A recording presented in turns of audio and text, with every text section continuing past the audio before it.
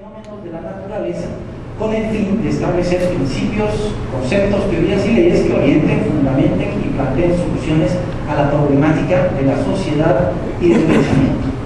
Una interpretación de esta definición de la investigación científica en términos más comunes y corrientes se refiere a que, como actividad sistemática, es un conjunto de acciones ordenadas. Es decir, nosotros no hacemos investigación de manera arbitraria y sin un orden lógico. Tenemos que seguir un orden, pero esas actividades científicas tienen como objetivo, o como característica, o como virtud, ¿sí?, ser capaces de establecer algo inédito por primera vez mediante todos estos procesos mentales que ustedes vienen asistiendo. Esos procesos mentales se desarrollan, como dijimos en el principio, mediante la experiencia y mediante la práctica. Por supuesto, esos procesos mentales van a caer en diferentes objetos de estudio que tienen que ver con los fenómenos de la naturaleza, con fenómenos sociales, con fenómenos económicos y políticos, para que sean capaces de producir un impacto que tenga un beneficio útil, práctico, teórico a la sociedad en particular. Los principales objetivos de la investigación científica en todos sus ámbitos, sea investigación, desarrollo e innovación, en principio tienen que ver con la producción de nuevo conocimiento. No se hace ninguna investigación científica si al final de cuentas nosotros no tenemos un conocimiento innovador y que además sea capaz de reemplazar al preexistente. En segundo lugar, que también contribuye a la solución de los problemas nacionales. Esto en virtud de que, como, digamos, Universidad de San Carlos, tenemos un mandato constitucional contenido en la Constitución de la República, en donde la universidad, ¿sí?, tiene la obligación, gracias al aporte del presupuesto del Estado, de solucionar esos problemas, ¿sí?, a través especialmente de la investigación científica. La tercera característica o objetivo de la investigación es también de que sirva de base científica para la elaboración no solamente de anteproyectos de políticas públicas, sino que también de anteproyectos de ley. Es decir, que una ley esté fundamentada en un estudio previo, ¿sí?, que determine, establezca, identifique el fenómeno hacia el cual nosotros estamos dirigiendo esa ley o esa política pública.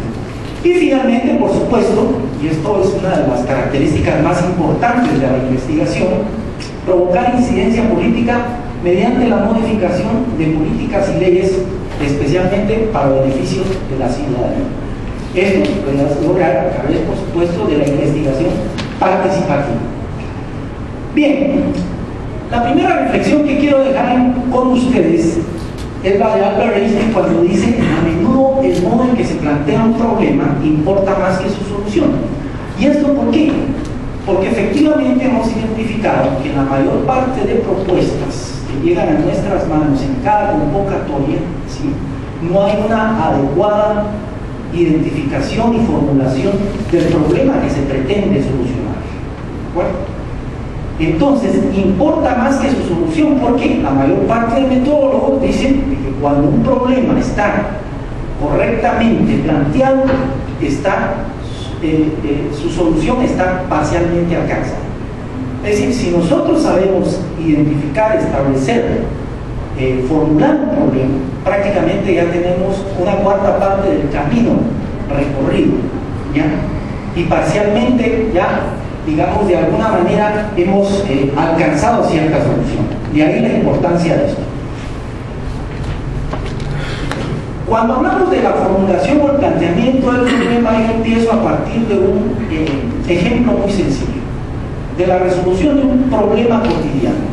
¿Qué implica ordenar nuestras ideas, ¿sí?, estructurarlas de acuerdo, digamos, a una mecánica de solución que también es aplicable a problemas matemáticos, físicos, químicos, pero por supuesto a problemas sociales, a problemas económicos, antropológicos, etc. Es decir, de todos los ámbitos. Pero aquí vamos a trabajar con un problema muy cotidiano. Resulta de que nos levantamos y a coger el carro no funciona, está descompuesto. Ese es un problema para cualquier persona, ¿cierto? Especialmente los que vivimos en la ciudad capital, por las grandes distancias y la cantidad de compromisos que tenemos que cumplimentar a lo largo de todo el día. La pregunta básica y razonable cuando el carro se descompuso es cuál será la falla mecánica o eléctrica del vehículo, ¿sí?, implicada en la descompostura del carro. Mi objetivo, obviamente, será identificar la falla eléctrica o mecánica del vehículo y mi hipótesis, una explicación o respuesta tentativa a mi pregunta, ¿ya?, está basada en que la falla, estimo yo, proviene del alternador, ¿cierto? El método que voy a emplear para solucionar esa deficiencia o para encontrarle una respuesta a ese problema son diferentes pruebas y revisiones del vehículo, tanto mecánicas como eléctricas, para establecer efectivamente cuál es la falla. Y finalmente la conclusión o el resultado, ¿sí?, me conduce, después de haber realizado estas pruebas, me conduce a la conclusión de que finalmente la batería era la que estaba descargada, porque la dejé encendida toda la noche. Algo así nos iba a pasar ayer con el ingeniero Salazar. Veníamos de Guatemala, lo dejé prendida las luces mientras almorzamos, se descargó la batería. Entonces, como podrán notar aquí, y eso ocurre a menudo en investigación científica, la hipótesis en la que yo basé mi pregunta, ¿sí?, tenía que ver con el alternador, cuando la conclusión es absolutamente distinta después de haber realizado las pruebas y revisiones. Esto me conduce a una nueva generación de conocimiento. Una primera deficiencia que hemos identificado especialmente entre revisores y asesores de tesis es de que equivocadamente orientan, ¿sí?, al estudiante en el sentido de que cuando no comprueban efectivamente la hipótesis que plantearon y no demuestran su veracidad, entonces la investigación se desecha. Y eso es absolutamente falso en investigación. Es decir, nosotros vamos a basar una cantidad de hipótesis o respuestas tentativas a las preguntas de investigación que, como pueden ser ciertas, pueden ser falsas, ¿sí? Lo importante es de que, aunque sean falsas o diferentes a la hipótesis que nosotros nos planteamos, obviamente eso implica una nueva generación de conocimiento o una nueva explicación del fenómeno que nosotros estamos analizando. Bueno, este es un tema muy sencillo. Pero ¿qué deberíamos de entender nosotros como problema? Digo, ¿podríamos volver a la lámina anterior, por favor? ¿Cómo no? Lo que pasa es que estoy viendo ahí que el método se extendió demasiado. Ajá. Cuando el planteamiento de la hipótesis iba orientada hacia el alternador, creo que luego te fuiste a ver todas las partes del vehículo y eso es caro. ¿Ah? Entonces creo que el método debió orientarse en este caso a revisar las partes justas que tienen relación con el alternador, porque esa es tu hipótesis. Correcto. Entonces la pregunta que me viene a la mente es ¿por qué te desviaste? Perfecto. Cuando nosotros, bueno, esto es un problema cotidiano, ¿no? Sí, en realidad, por supuesto, sí. Sí. Cuando nosotros hacemos investigación científica, lo vamos a ver más adelante en las siguientes ponencias, efectivamente tenemos que construir nuestro diseño metodológico en función de la hipótesis que estamos planteando. Definitivamente. ¿Ya? Este es un problema cotidiano. Es válida, por supuesto, ¿sí?, la observación que hace Villafranca, en el sentido de que yo, como tal, si sospechaba que era el alternador, debía haber ido, ¿sí?, efectivamente a hacer una prueba, una revisión del alternador, si cuento con el equipo o con un mecánico eléctrico, ¿cierto?, para establecer si efectivamente es el problema. ¿De acuerdo? Pero cuando estamos frente a un problema de estos, necesitamos probar una serie de cosas, desde tocar la bocina, desde prender las luces, desde ver si existe energía en el tablero, para efectivamente saber por dónde va, digamos, la solución del problema.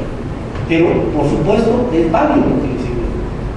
Cuando nosotros nos planteamos, aunque sea un supuesto básico, es decir, en una investigación que no contenga una hipótesis, debemos de pensar inmediatamente en el diseño metodológico más adecuado para ir en la solución o en la respuesta, en la búsqueda de la respuesta de la hipótesis o del supuesto que nos planteamos. Entonces, digamos que si así fuera, digamos, los resultados, ya solo sería, digamos, que sí es el alternador o no es el alternador. Posiblemente no lo encontremos. Ya no llegaríamos a encontrar que la batería era la del problema. Claro, sí. Efectivamente, aquí noten ustedes, la hipótesis dice que se estima que sea el alternador. Después de las pruebas, rechazamos esa hipótesis, ¿sí? Es decir, descubrimos que la conclusión al final de cuentas nos conduce a que la batería fue descargada porque dejamos prendidas las luces, que es una respuesta diferente a lo que planteamos en la hipótesis, lo cual significa que también es una investigación con sentido y que genera una nueva información o un nuevo dato después de hacer las pruebas correspondientes. Bien, cuando hablamos del problema, ¿sí?, siempre nos referimos, digamos, a una situación dudosa, a una situación en la que no encontramos una respuesta o la respuesta no está adecuadamente establecida. Por eso es de que nosotros debemos resolver esta respuesta desconocida o esa situación dudosa a través de métodos científicos. Esto sí es válido en investigación científica. No puede ser resuelta una situación dudosa si nosotros no establecemos el método más adecuado. Vamos a ver más adelante que es una de las principales deficiencias identificadas en la presentación de proyectos. Bueno, la primera deficiencia tiene que ver con la forma en que determinamos el tema. Por eso, y de ahí la importancia de que ese tema, ¿sí?, se origine de un conocimiento de la realidad. La realidad es única y se manifiesta de diferentes formas y en diferentes fenómenos, desde los naturales hasta los sociales, ¿sí?, la química, la matemática, la sociología, la política, etc. Es un conocimiento de la realidad lo que me conduce a mí a desarrollar una investigación. Si yo no tengo el conocimiento de esa realidad, yo no puedo partir de una ocurrencia para establecer un tema. Es fundamental el conocimiento de la realidad. Y yo puedo conocer esa realidad interactuando con ella, la observo de manera científica, digámoslo así, y no contemplativa, pero sí fundamentada a efecto de identificar en ese conocimiento de la realidad una cantidad de lluvia de ideas, que es la dinámica más importante para ir estableciendo y priorizando, por supuesto, el tema o el proyecto de investigación que queremos proponer. La revisión literaria es parte fundamental de todo este proceso. ¿Por qué? Porque, como dijimos, el tema que nosotros proponemos no se origina de nuestra ocurrencia, no se origina, digamos, subjetivamente de lo que nosotros percibimos o de lo que nosotros creemos sin ninguna fundamentación. Para esto es importante que los fenómenos que necesitamos analizar sean validados o fundamentados en una revisión de la literatura científica.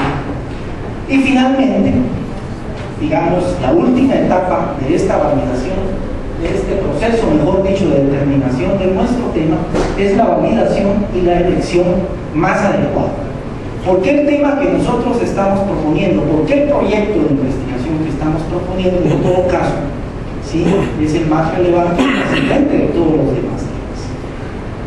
Esto tiene que ver mucho con esta frase también de Einstein, que decía: la imaginación es más poderosa que el conocimiento. ¿Por qué? Steve Jobs, por ejemplo, es considerado ahora uno de los innovadores más importantes e influyentes de los últimos 75 años por el aporte, ¿sí?, por el conocimiento y por el talento que desarrolló, ¿sí?, para el desarrollo tecnológico de las computadoras, de las comunicaciones, etc. ¿De acuerdo? Pero claro, este hombre basó todo ese trabajo científico que realizó con fines comerciales e intereses económicos, por supuesto, en la imaginación. Julio Verne, para quienes hayan tenido la oportunidad de leer esa grandiosa obra, se planteaba también ciertos sucesos, ciertas cosas, ciertos adelantos tecnológicos en su obra, como también Leonardo da Vinci. Y eso producto, por supuesto, de esa imaginación que fue en su momento más poderosa que el conocimiento. Bueno, ¿cuáles son los criterios más importantes? Estos pueden variar dependiendo de, pero yo pensaría de que los más relevantes para priorizar un tema tienen que ver en principio con que hay un nuevo aporte al conocimiento o al desarrollo del conocimiento científico, ¿ya? Esto es una de las características o las virtudes más importantes de cualquier investigación. No vamos a hacer un estudio, no vamos a hacer un diseño experimental de una investigación, ¿sí? Sea multidisciplinaria, transdisciplinaria, sea una investigación cualitativa, cuantitativa, descriptiva o lo que sea, si no vamos a hacer ningún nuevo aporte. ¿De acuerdo? Eso es vital. Segundo, de que además lo que nosotros necesitamos analizar, explicar o demostrar a través de la investigación sea vigente y además oportuno, ¿cierto? Claro, hay mentes que van más allá de la pertinencia de un trabajo, de una actividad científica. Y para citar un caso, la obra, por ejemplo, de Efraín Resino, recientemente, y cuya obra pueden ustedes descolgar de nuestra página web, de un trabajo reciente que se hizo sobre toda esa aporte a la escultura, a la arquitectura que realizó Efraín Resino, y que está, por supuesto, a veces desapercibido, dispuesto en diferentes edificios de la ciudad capital. Pero bueno, él en aquel momento, cuando crea su obra, fue más visionario, fue más allá de él, ¿ya? Pero en investigación científica eso ocurre. En este tipo de actividades de mentes talentosas eso ocurre. En investigación científica necesitamos nosotros, en función de el tema que nosotros identifiquemos, esté vigente, pero que también sea oportuno. Es decir, que salga, que se realice en el momento más adecuado que la sociedad requiere. Como tercer criterio, tenemos la trascendencia. ¿Hasta qué momento nosotros, el proyecto de investigación que presentamos, es el más relevante de todos los problemas identificados? Es decir, después de pasar un tamiz, de establecer ciertos criterios y de discutirlo, compartirlo con otras personas expertas, ¿sí? De la lluvia de ideas nosotros elegimos el tema más relevante de todos y que cumpla además con los demás criterios que están contenidos en el proceso. El siguiente criterio es, bueno, la gravedad. ¿A qué número de actores sociales afecta el problema o el tema que yo quiero investigar? No afecta a ninguno, no tiene sentido. Pero si afecta a la mayor cantidad, por supuesto que sí tiene sentido. Por ejemplo, hablábamos en Quetzaltenango del tema de la inseguridad. La inseguridad es un fenómeno que afecta a una gran cantidad de actores sociales, ¿ya? Actores políticos, actores económicos de la sociedad.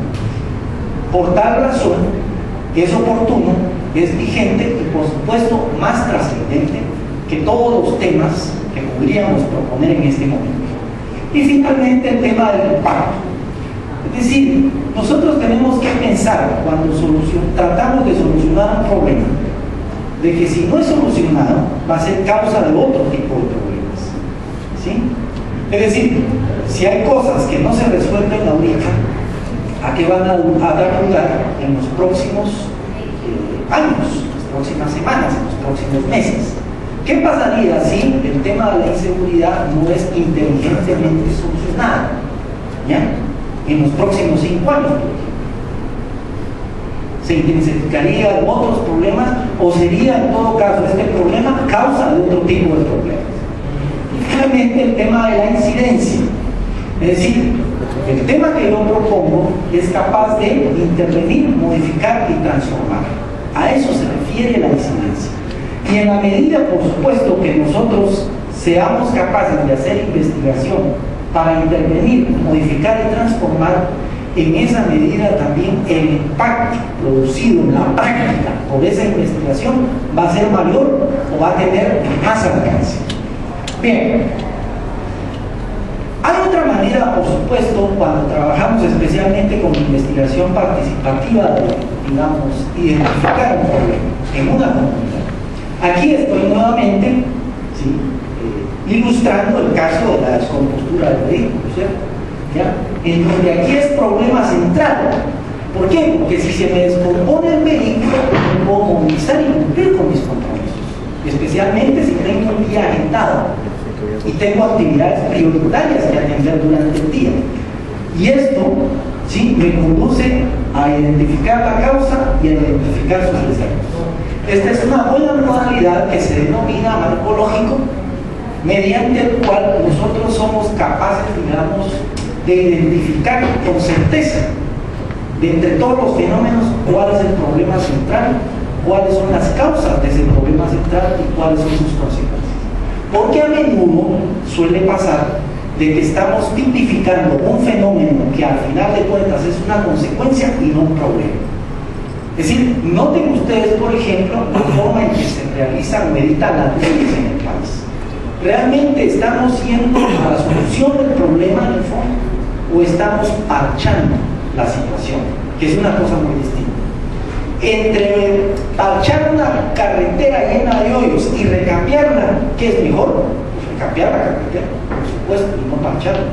¿Por qué? Porque a la vuelta del siguiente invierno, nuevamente, esos parches se destapan y los hoyos quedan a la vista. Bien. Las principales etapas de cualquier investigación, estudio experimental, etc., están referidas a estas fases. Pero puse en rojo la primera porque es la más importante de todas. Ustedes pueden formular perfectamente bien un problema, ¿cierto?, que al final de cuentas no está suficientemente fundamentado, dimensionado, tipificado o identificado. ¿Ya? Eso es importante. ¿Por qué? Porque a mi parecer, ¿ya?, el tema que yo propongo va en función de solucionar un problema que ya identifiqué, pero que no he tamizado. Muchas personas, cuando presentan proyectos de investigación, especialmente en la primera convocatoria que hicimos, que es libre, es decir, yo propongo el tema en función de las líneas prioritarias de cada programa, nosotros no tenemos la cultura de compartirlo con otra persona para saber qué opina esa persona. ¿De acuerdo? Por ejemplo, en la especialización en investigación que nosotros realizamos en la Escuela de Posgrado de Ingeniería, hemos mejorado esa fase, ¿sí? Es decir, las personas en el primer trimestre, ¿sí?, como parte de su evaluación, tienen que presentar un proyecto de investigación al fondo de la dirección o al Consejo de Ciencia y Tecnología o a cualquier organismo de cooperación que financie proyectos de investigación. Pero antes de presentar ese proyecto de investigación, ya fue validado, ¿sí?, a través de un proceso que había en Quetzaltenango, lo bautizaron como la piñata, ¿sí? Es decir, que la persona prepara su anteproyecto de investigación y lo presenta al auditorio. El auditorio cuestiona, critica, mejora o desecha el proyecto de investigación que está presentando, ¿sí?, con fines más críticos que destructivos, con la finalidad, con el objetivo fundamental de que al final ese proyecto llegue bien planchado y que efectivamente corresponda a la mayor parte de los criterios mediante los cuales nosotros vamos a evaluar ese proyecto. Que sea trascendente, muy bien. ¿En función de qué tiene que ser trascendente? El auditorio tiene que cuestionar la ponencia de cada uno de los participantes. Y esta es la parte más importante. Por eso que la señal en rojo, identificación y selección del tema. ¿Ya? Si no está suficiente o adecuadamente identificado o establecido ese tema o ese proyecto de investigación, puede estar bien hecha la formulación del problema que al final de cuentas no vamos a impactar en absolutamente nada. Así que no debe de quedar a consideración propia o personal del ponente, porque eso lo hace muy subjetivo, sino debe ser sometido a alguna crítica en algún espacio para que efectivamente podamos establecer de que vale la pena la propuesta de ese tema. Una segunda etapa se refiere a la priorización del tema. en función de qué es prioridad, ¿ya? En este momento, por ejemplo, digámoslo así, desarrollar un vehículo con bajo consumo de energía, ¿sí? A desarrollar un estudio que sirva de base para establecer una ley que va a atacar la inseguridad. Tan importante es uno como el otro, pero dependiendo de los criterios y de la crítica del auditorio, de mi experto, ¿sí?, a quien voy a someter yo ese proyecto, en función de eso voy a tener que elegir entre los dos el más relevante. Y finalmente viene la planificación de la investigación. Algunos les llaman protocolo, otros puntos de tesis, en el caso de las licenciaturas o el posgrado. Nosotros, en nuestra jerga, en la Dirección General de Investigación, lo denominamos proyecto de investigación, en donde está contenido todos y cada uno de los elementos que ya vimos en aquel curso que realizamos aquí hace mes y medio, ¿ya? De la estructura que debe contener en cada uno de los elementos un plan de investigación, un proyecto de investigación, un punto de tesis, un protocolo. Todo tiene que llevar un orden. Y cuando ustedes notan cada una de las partes del plan de investigación que es aplicable al área de conocimiento social, médico, técnico, van a notar de que ahí no hace falta nada, ni está de más ningún elemento. Todo ese plan es el que vamos nosotros a seguir a lo largo de la siguiente etapa, conocida como la ejecución del proyecto de investigación. Recuerden que el proyecto de investigación que nos presentan y que ganan con nosotros va a servir de guía y de orientación, no solamente para ir evaluando el desempeño, ¿sí?, de los equipos de investigación a lo largo del año, sino que también para que los equipos de investigación no se pierdan, ¿sí?, en los objetivos que se plantearon. Porque vean, esas incoherencias ocurren inclusive en la práctica.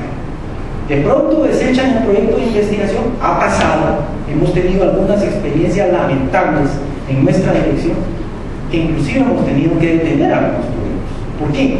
Porque no están siguiendo el contenido del plan de investigación, los objetivos propuestos, las actividades propuestas, la metodología propuesta, ¿ya?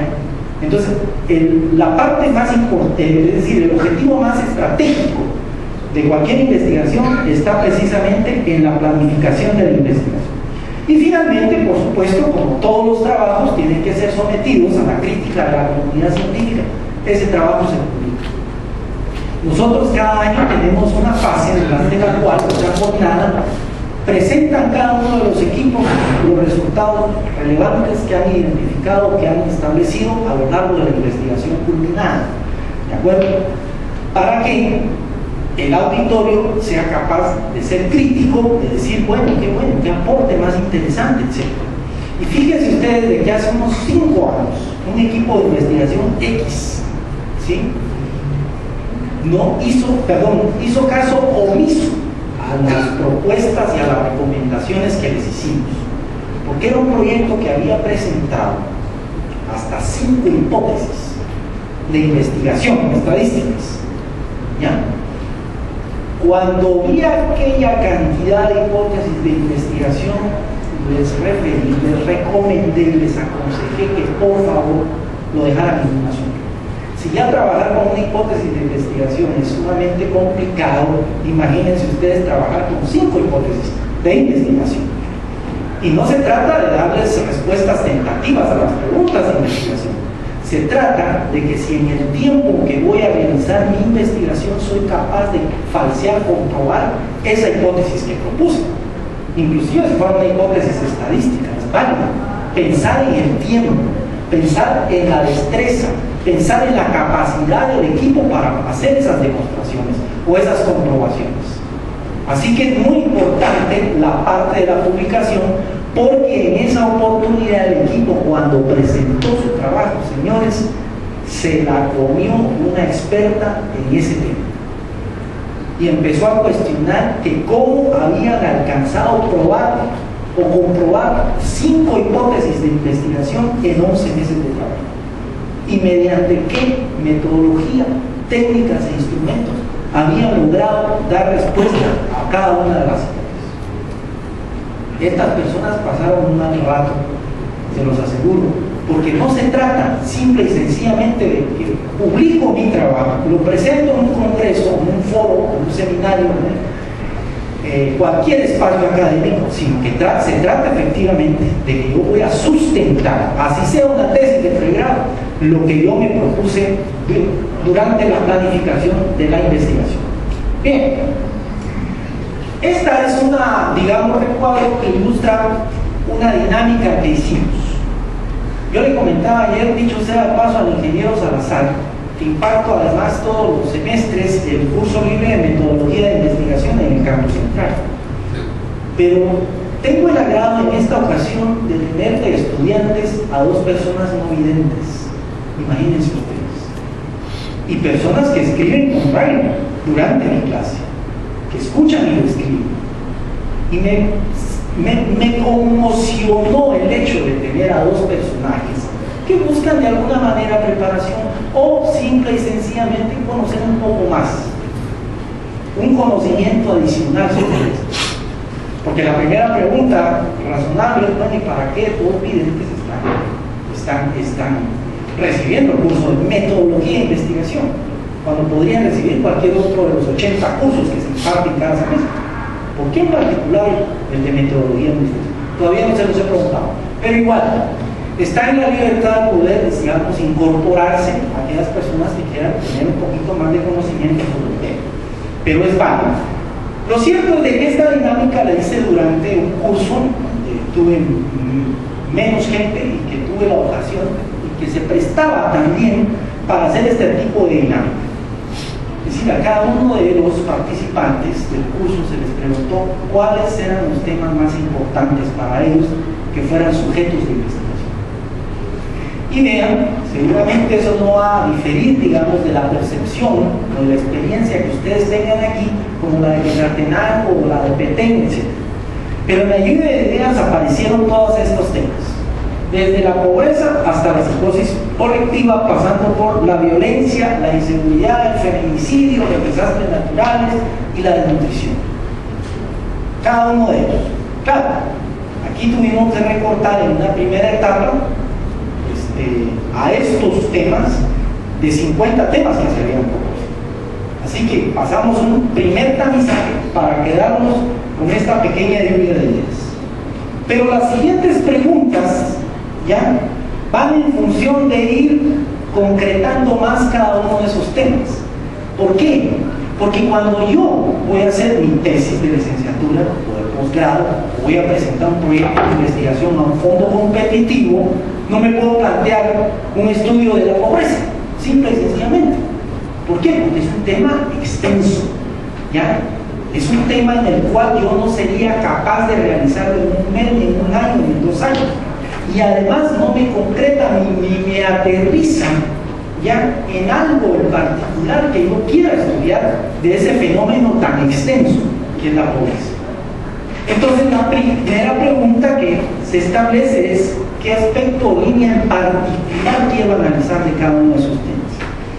Para ir concretando y para ir justificando, que es un elemento muy importante del plan de investigación o del proyecto de investigación que muchas veces se ignora o se subestima.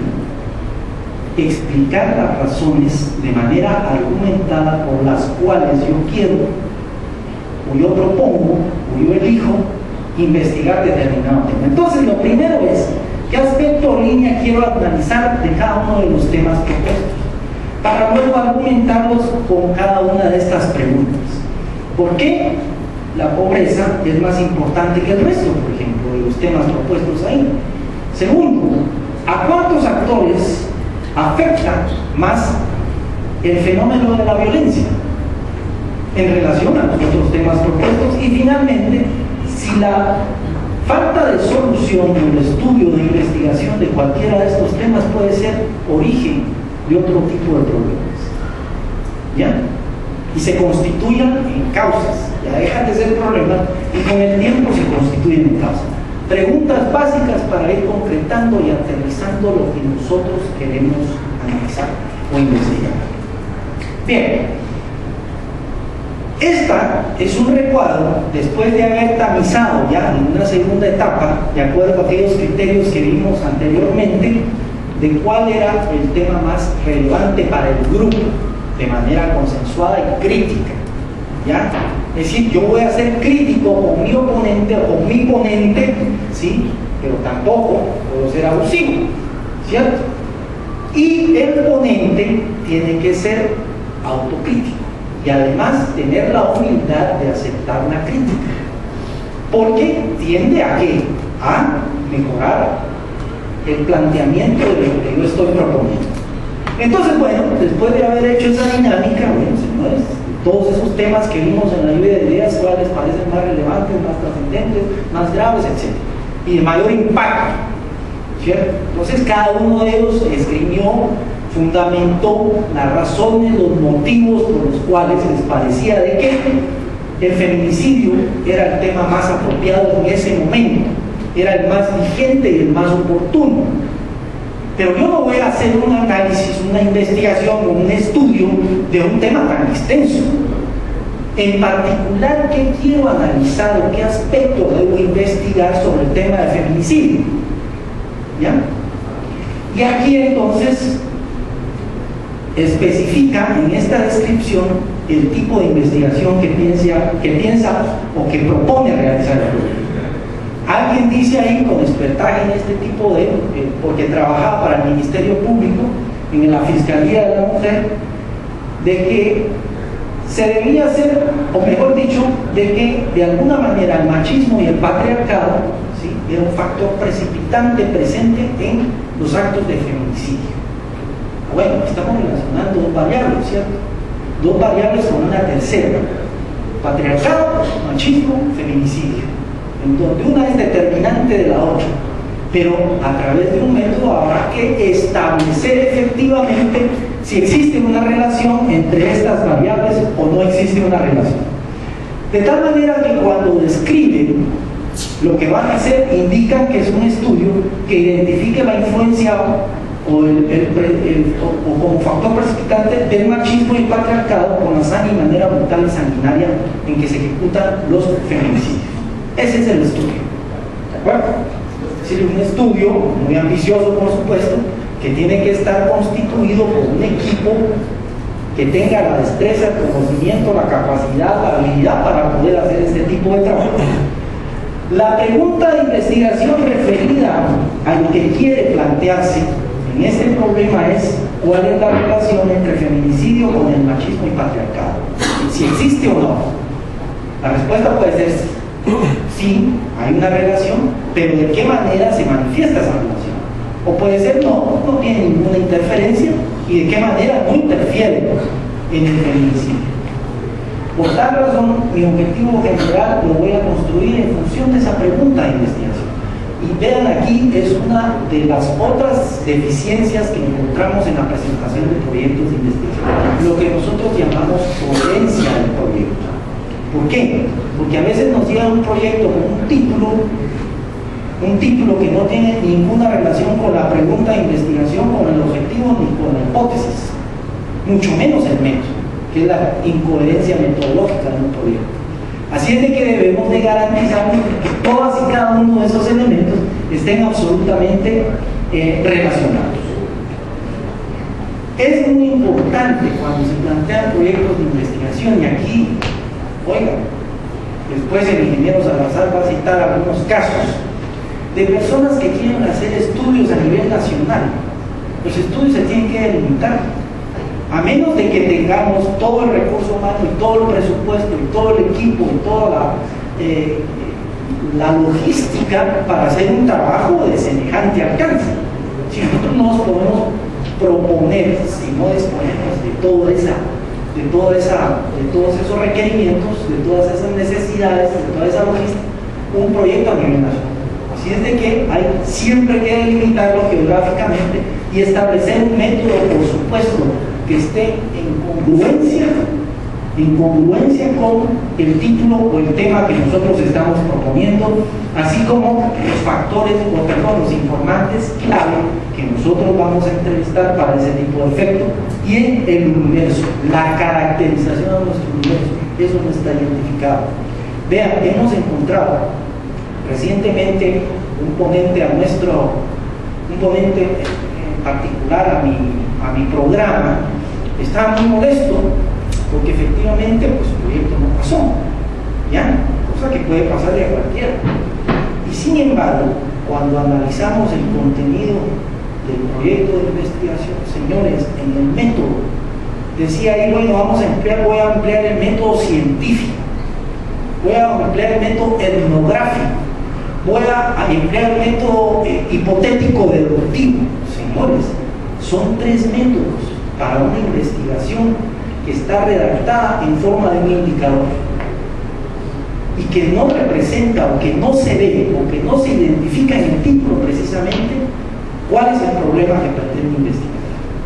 Entonces, hacer una mezcla para impresionar al ponente, al fondo competitivo, ya no es válido.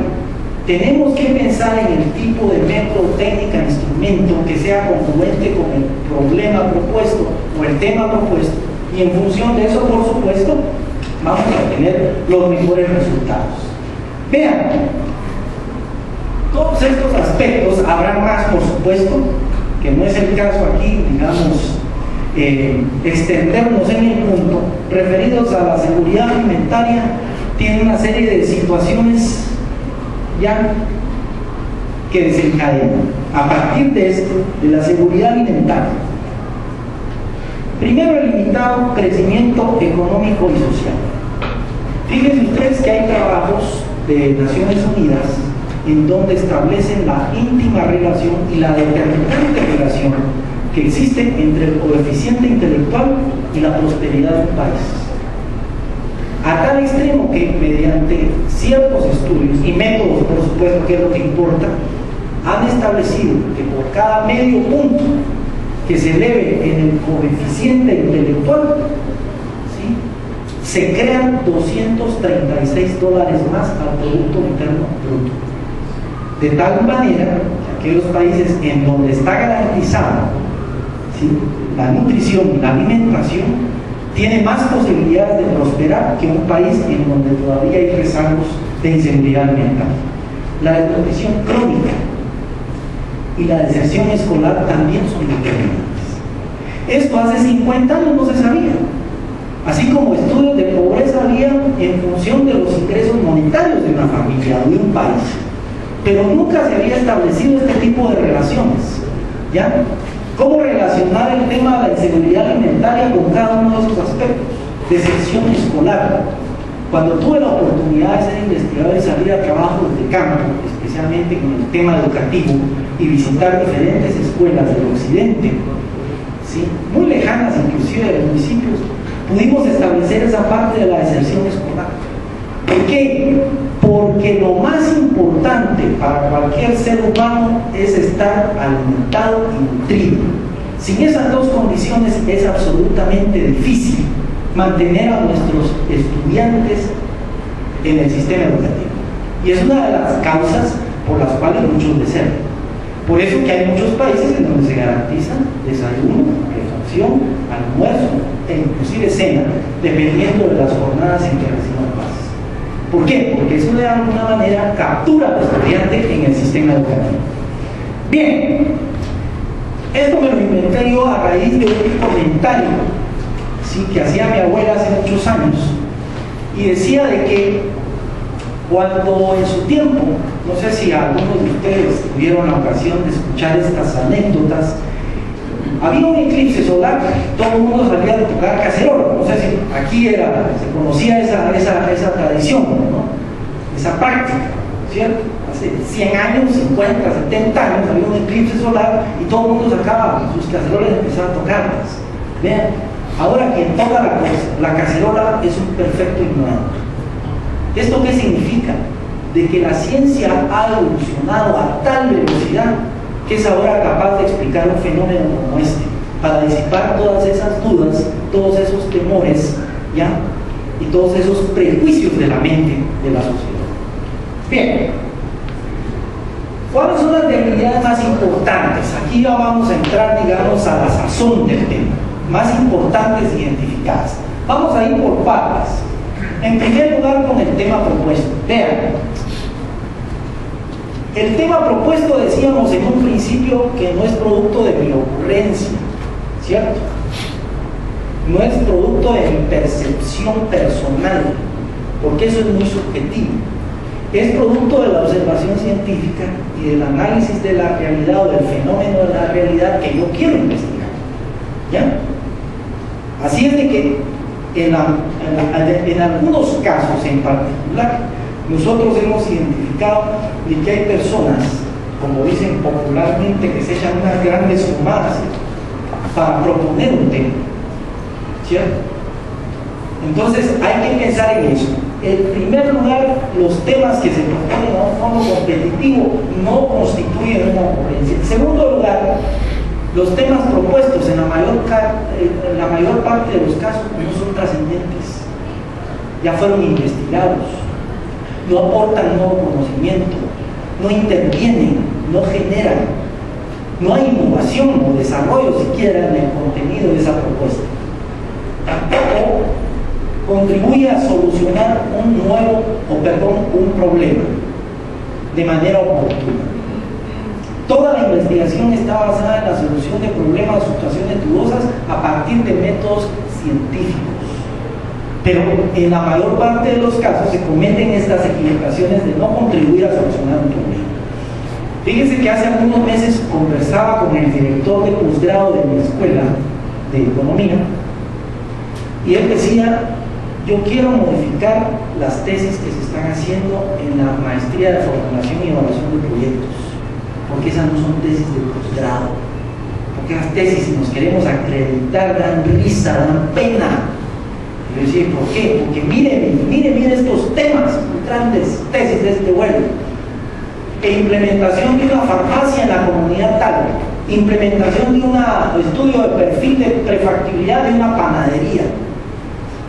¿Cierto? Ya solo faltaba de una garita de seguridad de una colonia. Miren, me dijo, ese tipo de temas no son trascendentales. Vaya, ni siquiera propusieran cosas grandiosas como las que van a ver ahí en la presentación de licenciado Torres, ¿sí? Pero no es nada grandioso, no es nada impactante, ¿sí? Que impresione a la persona, que impresione al fondo competitivo, al revisor, a la escuela de posgrado, ¿sí?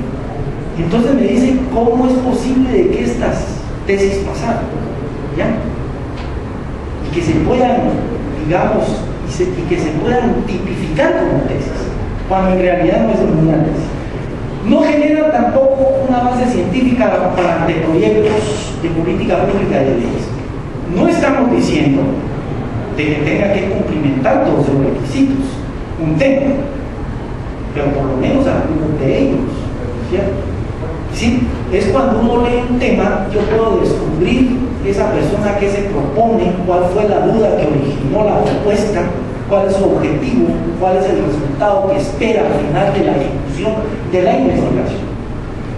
Constituye un proyecto de inversión o una actividad. Vean, cuando proponen algún tema, tiene que ver con alguna actividad de inversión. A veces nos han llegado a pedir dinero para crear senderos en un parque ecológico.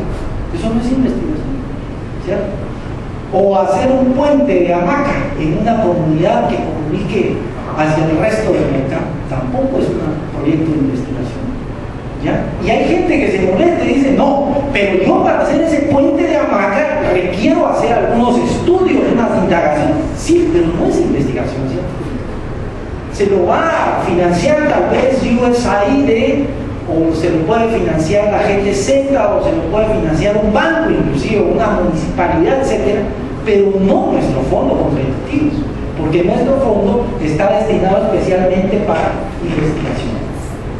Y cuando representa una acción o una actividad, ¿ya?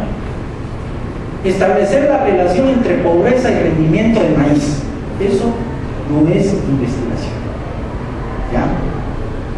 O por lo menos, si es un estudio que yo quiero establecer, en donde yo quiero establecer esa relación, se alcanza fácilmente analizando todas las redes históricas, de los precios del maíz en relación al crecimiento, a la situación de pobreza o a la situación social de una comunidad.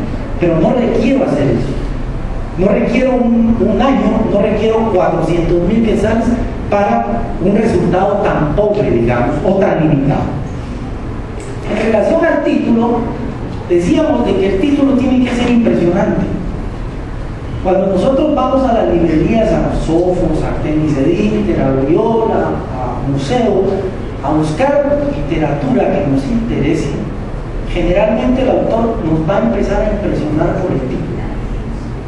Porque ese es un requerimiento del que publica o del editor. Impresionar y captar la atención de la persona. Cuando nosotros vamos al cine también nos va a impresionar o a captar nuestra atención y el título de la película. ¿Ya? Hay títulos que no nos causan esa impresión, pero hay otros títulos que efectivamente captan esa impresión y que nos hace interesante, nos motiva el interés por leer el libro o por ver la película. Está mal redactado al extremo que la idea no se comprende, no se identifica qué es lo que quiere esta persona. ¿Ya? Y de ahí la coherencia o congruencia que tiene que haber entre el título, la pregunta de investigación, el objetivo, la hipótesis. Eso es importante, ¿ya? Pero a veces es tan extenso el título. Yo he visto títulos que tienen hasta media cuartilla de extensión. Imagínense ustedes. Quieren meter todo en el título: el objetivo, la hipótesis, el método, la técnica, el resultado, el límite geográfico, temporal. No. Hay un lugar para cada cosa en un proyecto de investigación. Entonces, nuestro título tiene que ser sintético, que no sea más de 10 palabras, y representativo y sugerente. En la medida que yo leo el título, ya lo vamos a ver más tarde, ya vamos a pasar por ese proceso de crítica, porque a veces no. Yo, por ejemplo, a mí no me quedó claro, no sé si a alguno de los compañeros de Digi le quedó claro, qué consistía ese proyecto de deshidratación de papa.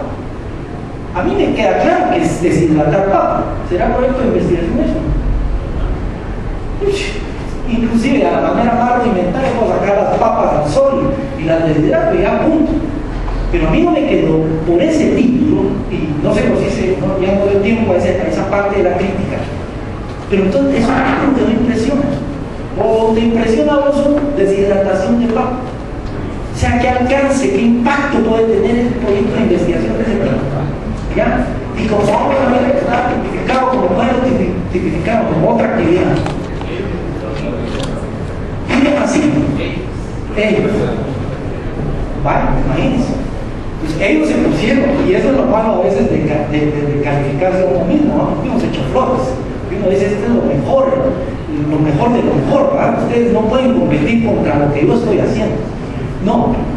Entonces son títulos como esos los que no me están impresionando, no me están causando ningún escozor, nada. Miren, títulos extensos como los que les digo ahora, que cubren casi media cuartilla, no es válido a la hora de presentar un proyecto de investigación, especialmente para los que tenemos la experiencia de ir escribiendo. Por ejemplo, parte de la lectura rápida de un periódico, ¿cierto?, lo constituye leer los titulares de las noticias, ¿ya? Y ese titular de la noticia tiene que llamar mi atención para que yo lea el contenido de ese titular, ¿cierto? Yo agarro un periódico, veo la portada, voy a lo que más me interesa, busco la noticia, la leo. Es parte de la dinámica de la lectura rápida, ¿cierto? Entonces, todos los días tienen que pasar ese tamiz, ese desafío, los que escriben, los redactores de prensa, precisamente para captarlos. Vean por qué razones nuestro diario se vende mucho más que Prensa Libre o que el periódico. Periódico, que es un tiraje muy limitado para un tipo de grupo social, pero no, nuestro diario maneja adecuadamente el morbo, la imagen y el contenido de la noticia, ¿cierto? Es impresionante. Bueno, y además de eso, añade a modelos de 90, 60, 90. Todos los días aparece un modelo 90, 60, 90. Y todos los días hay una anoréxica más como consecuencia de eso. Pero es parte de la mercadotecnia que utilizan. A lo que voy es de ese tipo de títulos. Por ejemplo, un tema que está muy vigente ahora es el tema del caso Sicavisa. Pero si yo voy a los canales de televisión y veo caso Sicavisa, me siento como escucho. ¿Ya? Habrá alguien que escriba el relato de todo el suceso, ¿sí? De cómo ocurrió, por qué ocurrió, etc. Pero ahora se conocen, por ejemplo, algunos detalles de la personalidad del esposo de esta muchacha, ¿cierto? Que de alguna manera precipitaron el asesinato de ella. De hecho, la presidenta de Sobrevivientes dice de que para ella esta muchachita ya está muerta. ¿Dónde está? ¿Cómo ocurrió? ¿Dónde ocurrió? No se sabe. Bueno, pero en fin, es parte de eso. Miren, hay títulos que lo escriben en infinitivo, ¿ya? Determinar, analizar, experimentar, etc. No, esa parte corresponde a los objetivos y por tal razón el objetivo es el único, decíamos también en el curso, que se redacta en forma infinitiva, otros lo redactan en forma de interrogante, ¿de acuerdo? La interrogante es parte de la definición del problema y no del tipo. Está redactado en forma de indicador, ¿no? Determinar la relación entre suicidios y extrema pobreza. Eso es un indicador que nos va a producir o a generar un dato en relación a cuán determinante es la pobreza para el suicidio. Pero no es un título de investigación. Que va a ser parte de mi operacionalización de variables es otra cosa muy importante. Los títulos, la mayor parte de veces, y aquí viene la primera o uno de los elementos o de las deficiencias más importantes, no mantienen congruencia o coherencia con el problema o el planteamiento, la formulación del problema. Yo leo el título y espero encontrar algo que tenga relación con el resto de los temas, con el resto de los elementos de mi proyecto de investigación. Encuentro que no, que van por otro lado. Se plantean un título y agarran el objetivo de que van por otro lado. En relación al problema en sí, que quieren investigar, ya, muchos de ellos no corresponden a una situación dudosa de la cual nosotros queremos alguna respuesta, ya, eso es muy importante, porque decíamos, es la primera cosa que va a impresionar al fondo en el que competimos, a nuestro evaluador, y vamos a ver cuando establezcamos los criterios hoy en la tarde, cuando pasamos ese tamizaje, ya, mediante ese programa que vamos a conocer, que yo dije, ¿ya? Nos vamos a dar cuenta de cómo, con todos esos criterios, vamos estableciendo la prioridad del tema, ¿ya? Entonces, lo que en principio nos parecía importante, impresionante, etcétera, con el tiempo, conforme hacemos el tamizaje, vamos a identificar de que no tiene ninguna relación, de que no es importante, de que vaya. Hay otros títulos más interesantes, más prioritarios que se pueden realizar. Está mal planteado el problema. Esta es una de las principales deficiencias, ¿sí? Decíamos al principio, cuando algo está bien planteado, está parcialmente resuelto. Pero si no está bien planteado, no podemos encontrar resultados importantes. Las preguntas de investigación o dudas científicas no están adecuadamente redactadas. Por tanto, no va a tener ninguna relación con el problema propuesto, ni tampoco está rigurosamente justificado.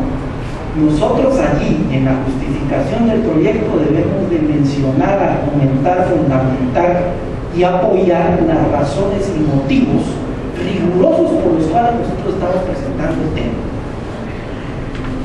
En relación al marco teórico, en la mayor parte de los casos, miren, como así lo aprendimos de nuestros revisores, de nuestros profesores de metodología de investigación, así lo seguimos haciendo en el resto del tiempo, inclusive en nuestro fondo. Pero el marco teórico es un glosario en donde nos presenta una definición ahí de un montón de conceptos, de categorías que vamos a emplear en nuestra investigación, ¿ya? Que si es investigación de pobreza, ¿qué es pobreza? Y definimos qué es pobreza. Que si es investigación sobre feminicidio, ¿qué es feminicidio? Cuando en realidad lo que representa el marco teórico es la fundamentación de todos los autores, documentos e investigaciones científicas en relación al tema. No presenta referencias bibliográficas. Vean, muchos marcos teóricos que hemos revisado no tienen ninguna referencia bibliográfica o fuente. Entonces, ¿de dónde salió eso? Cuando nosotros cogemos un párrafo, resumimos o sintetizamos de un autor, un documento, y no lo referimos, estamos plagiando. Porque asumimos de que como no tiene fuente, ya el contenido de ese marco teórico es expresión nuestra. Eso solo lo podemos hacer cuando realizamos ensayos académicos, pero no en el marco teórico de un proyecto de investigación. No representan el marco teórico por tal razón una percepción personal. Yo no voy a escribir acerca de lo que pienso y opino sobre determinado fenómeno, sino me voy a fundamentar en mis autores, en las diferentes teorías que apoyan el fenómeno que estoy analizando. De lo contrario, insisto, se convierte en un ensayo académico. No representa un resumen tampoco de la literatura consultada. Vean, esto ahora es muy cotidiano, el copy and paste, ¿no? Porque una de las amenazas del internet. Es decir, alguien agarra, copia de algún lugar y lo pega a su trabajo, a su marco teórico, y ahí está, hecho y dicho. Ahora hay programas que permiten que nosotros obtengamos la fuente o el origen de ese copy and paste que se hizo. Hay programas en particular. Pasa uno la prueba y identifica de dónde provino ese segmento que se cogió y que se pegó. Entonces, no es un resumen, es un análisis, es una, digamos, discusión teórica con todos y cada uno de los autores, ¿sí? Basada en, por supuesto, literatura científica. Vean, en el tema de las hipótesis, hay hipótesis muy evidentes, ¿o no? Yo me he encontrado con muchos casos de hipótesis evidentes que no hay necesidad de hacer demostraciones científicas. ¿Por qué? Porque ya están comprobadas, o porque son tan simples, ¿sí?, que mediante un simple experimento, una simple consulta, se va a comprobar. ¿De acuerdo? Bueno, y por el otro lado, el tema de los objetivos. Los objetivos no tienen congruencia con las preguntas y deberían de provenir de las preguntas. No están redactados en infinitivo cuando deberían de estar redactados en infinitivo, y también muchos las redactan en forma de interrogantes. Vean, en el tema de los objetivos debemos de saber elegir efectivamente el verbo que vamos a utilizar para alcanzar el resultado de nuestra investigación. Conocer no es un objetivo en una investigación, pero sí determinar, establecer, identificar, que son verbos más contundentes que me permiten a mí cuantificar y medir el fenómeno que estoy analizando. En relación a la metodología, esta no está ordenada, como el caso que le citaba, ¿cierto? ¿Qué método etnográfico, qué método científico, qué método deductivo? Es decir, una cantidad de métodos que el hombre iba a utilizar para esa investigación solo para justificar los 400,000 pesos que requería del fondo. Eso no es válido, y por esa razón algunos proyectos quedaron fuera de la siguiente evaluación, porque el monto solicitado o requerido excedía con creces los limitados resultados de esa investigación. No es congruente con la naturaleza de la investigación, está incompleto, no se caracteriza el universo, tampoco se calculan los tamaños de muestra. Hay muchas personas, especialmente en el área técnico-médica, inclusive en la social, que requieren hacer una encuesta y establecer un tamaño de muestra, pero eso no está identificado en la metodología. En principio me dicen, bueno, yo voy a hacer una encuesta sobre rendimiento de maíz. Bueno, ¿y cómo va a establecer el tamaño de esa encuesta? Primero, ¿cuál va a ser su universo? Pues todos los productores de maíz, muy bien. ¿Qué límite geográfico tienen para hacer su tamaño de muestra? Pues el departamento de Quetzaltenango, perfecto. Y ahora, ¿cuál es el tamaño de la muestra? Pues eso es lo que voy a establecer en la investigación. No, eso se establece de una vez en el diseño metodológico de nuestro proyecto de investigación. Así es de que plantear un problema, en otras palabras, significa especificarlo o explicarlo. ¿En qué consiste el estudio o la investigación que voy a hacer? Establecer cuáles son las interrogantes o dudas científicas. También determinar aquellos límites geográficos y de tiempo. fundamentarlo a través de un marco teórico que esté en relación al fenómeno que estamos analizando, basar una hipótesis o responderla tentativamente de acuerdo a las preguntas o dudas que nos planteamos aquí. Y por supuesto, justificarla. Eso es importante para efectos de evaluación del proyecto de investigación. Aquí decíamos algunos ejemplos de títulos,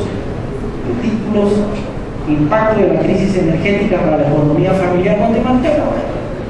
Ahí estamos relacionando variables. ¿Es un tema relevante? Obviamente que sí. ¿Es un tema de impacto? Por supuesto. ¿Es un tema grave? Por supuesto que sí. ¿Por qué? Porque una crisis energética va a afectar a todos los actores, no solo a uno en particular, ¿ya? Y eso domina una serie de cosas, ¿sí? Inclusive la economía familiar. Si sube el precio del petróleo, vamos a tener que disminuir los gastos en otras cosas básicas para poder financiar el petróleo. Entonces, estamos adecuadamente relacionando variables. Consumo de alcohol como precipitante de violencia es sintético, es representativo, es sugerente, no excede las 10 palabras, relacionados variables, y nos fuerza a pensar en la metodología que nosotros vamos a emplear en esa investigación. Miedo como factor de movilización social. Señora, bueno, aquí igual que en mi pueblo estamos muy acostumbrados a ver pistolas, pero hay lugares en donde no están acostumbrados a ver pistolas. Y entra una persona en una escuadra y presiona, moviliza a alguien, que dice, ¿qué hago? ¿Lo miro? ¿Lo saludo? ¿No lo saludo? ¿Me hago el loco? ¿Ya? Y aquel hombre llega con aquel poder de semejante tartaja, ¿a qué hora la saca? Pero si estamos en una cantina, ese es el problema. Se va a pelear con otro y otro queda en medio. Bueno, entonces, títulos impactantes: alternativas alimentarias de bajo costo, alta bioasimilación y fácil producción en pequeños espacios. Es un desafío, es una propuesta que nosotros tenemos que repensar a la hora de realizar el proyecto de investigación. ¿Cuál es el proyecto de investigación que se va a derivar de esta propuesta? Pues sí, hay varias. Algunas que ya fueron investigadas, que ya se desarrollaron, que ya se aplicaron, otras que no. Pero en relación a la inseguridad alimentaria, ¿qué alternativas que reúnan estos requisitos se pueden presentar como proyectos de investigación? Bajo costo, alta bioasimilación y fácil producción en pequeños espacios. Son 3 criterios que debe reunir esa alternativa alimentaria. ¿Cuál será? No sé. La investigación me lo va a indicar. ¿Cierto? Fuentes energéticas domésticas para el área rural y asentamientos precarios. ¿Ya? Fuentes energéticas, no piensa, bueno, aparte del sol que llega libre y sin pago, ¿cómo puedo aprovechar el sol para producir energía? Biodigestor, bueno, eso ya se hizo, ya se experimentó. Yo creo que hay muchos lugares en que han dejado de utilizar biodigestores, pero hubo una época en que el biodigestor estaba de moda, ¿cierto? Pero además de esas alternativas, ¿qué otro tipo de alternativas ponemos? Hay un guatemalteco que propuso una innovación en términos de la energía, y es un cilindro que se entierra debajo de la que se entierra y que puede ser capaz de producir cierta cantidad de energía para mover, qué sé yo, pero también la energía de las olas. Antes se utilizaban las cataratas o las corrientes de la energía que producen las olas, ¿no? Y un caso muy particular que vamos a ver con Alejandro Torres, que precisamente uno nunca piensa que efectivamente ocurra, pero es producto de esa investigación científica. Y finalmente, el reciclaje de fuentes contaminadas para consumo humano y animal. Es decir, en muchos países se recicla la basura para beneficios económicos. Es decir, se aprovecha nuevamente todo eso para beneficios económicos. ¿De acuerdo? Pero además de beneficios económicos, podremos reciclar la basura para volverla a usar o para consumir. ¿Habrá algún nutriente, alguna proteína, algún tipo de alimento que podamos identificar? Que podemos identificar posiblemente. ¿Cierto? Bien. Tips para redactar un objetivo. Bueno, esto tiene que ver en una oportunidad que tuvimos de trabajar con gente de Izabal que decía, mire, mi proyecto de investigación es analizar el pH de la bahía del lago de Izabal. ¿De acuerdo? Y eso estaba planteado en forma de objetivo. Entonces la pregunta que le hicimos a la gente es, ¿para qué va a analizar el agua de ese lago? Y decían, para establecer el nivel de acidez y contaminantes del agua. Bueno, entonces, determinar ese nivel de acidez y contaminante del agua va a ser su objetivo específico. ¿Pero en función de qué? Es que queremos saber si efectivamente esto propicia o precipita la migración de los lagartos de su nicho natural o su nicho original hacia otros lugares. Bueno, eso es otra cosa. Es en el fondo el problema que están indagando ustedes, que quieren indagar, que quieren investigar, la migración del lagarto.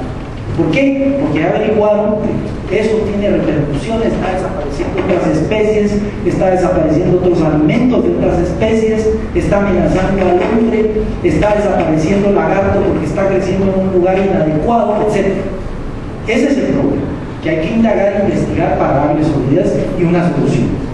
Y aquí algunos ejemplos ¿ya? de proyectos de investigación. Con que tengamos solucionado esta parte, ya el resto es frenar o ¿cómo se llama? O mejor dicho, desarrollar el contenido de un plan de investigación. Y con esto vamos a terminar. Impacto de la agresión verbal en la prosperidad económica familiar. Su pregunta de investigación obviamente responde al título. ¿Cuál es ese impacto? El supuesto es que la agresión verbal o hipótesis predispone al fracaso familiar. Yo a mi hijo le digo que soy un inútil, le grito, lo maltrato, esa persona no va a ser una persona próspera, que aprenda, que sobresalga en la vida. Bueno, y voy a demostrar eso mediante un estudio experimental. ¿De acuerdo? Mi objetivo va a ser determinar ese impacto, es decir, de la agresión verbal en la prosperidad, y voy a partir las variables de ese tipo. Uno en agresión verbal y otro en